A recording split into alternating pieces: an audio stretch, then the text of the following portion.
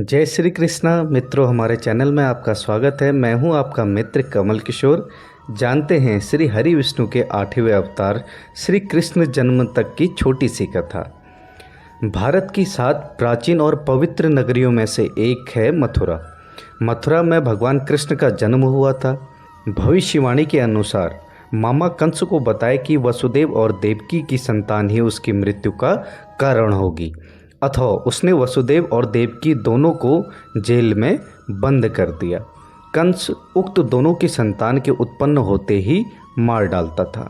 भविष्यवाणी के अनुसार विष्णु को देवकी के गर्भ से कृष्ण के रूप में जन्म लेना था। अपने 8वें अवतार के रूप में 8वें मनु वैवस्वत के मनवंतर के 28वें द्वापर में भाद्रपद के कृष्ण पक्ष की रात्रि के 7 मुहूर्त निकल गए और 8वां उपस्थित हुआ।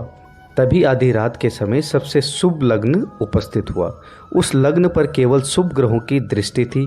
रोहिणी नक्षत्र में तथा अष्टमी तिथि के संयोग से जयंती नामक योग में लगभग 3112 ईस्वी पूर्व अर्थात आज से 5126 वर्ष पूर्व को हुआ था। ज्योतिषियों के अनुसार रात 12 बजे उस वक्त शून्य काल था। भगवान विष्णु ने श्री कृष्ण के रूप में देवकी और वसुदेव के घर में जन्म लिया था। उनका लालन पालन यशोदा और नंद ने किया था। इस अवतार का विस्तृत वर्णन श्रीमद् भागवत पुराण में मिलता है। हिंदू श्री कृष्ण को ईश्वर मानते हैं और उन पर अपार श्रद्धा रखते हैं। सनातन धर्म के अनुसार भगवान विष्णु सर्व पापहारी, पवित्र और समस्त मनुष्यों को भोग तथा मोक्ष प्रदान करने वाले प्रमुख देवता हैं। जब जब इस पृथ्वी पर असुर एवं राक्षसों के पापों का आतंक व्याप्त होता है, तब तब भगवान विष्णु किसी न किसी रूप में अवतरित होकर पृथ्वी के भार को कम करते हैं। वैसे तो भगवान विष्णु ने अभी तक 23 अवतारों को धारण किया है। इन अवतारों में उनका सबसे महत्वपूर्ण अवतार भगवान श्री कृष्ण का ही माना जाता है।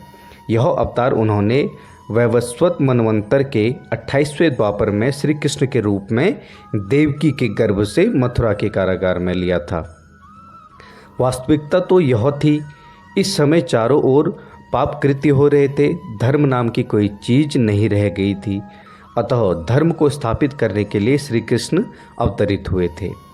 श्री कृष्ण में इतने अमित गुण थे कि वे स्वयं उसे नहीं जानते थे, फिर अन्य की तो बात ही क्या। समस्त देवताओं में श्री कृष्ण ही एक ऐसे देव थे, पृथ्वी पर 16 कलाओं से पूर्ण होकर अवतरित हुए थे। उन्होंने जो भी कार्य किया उसे अपना महत्वपूर्ण कर्म समझा। अपने कार्य की सिद्धि के लिए उन्होंने साम दाम दंड भेद सभी का उपयोग किया, क्योंकि उनके अवतीर्ण होने का मात्र एक उद्देश्य था कि पृथ्वी को पापियों से मुक्त किया जाए।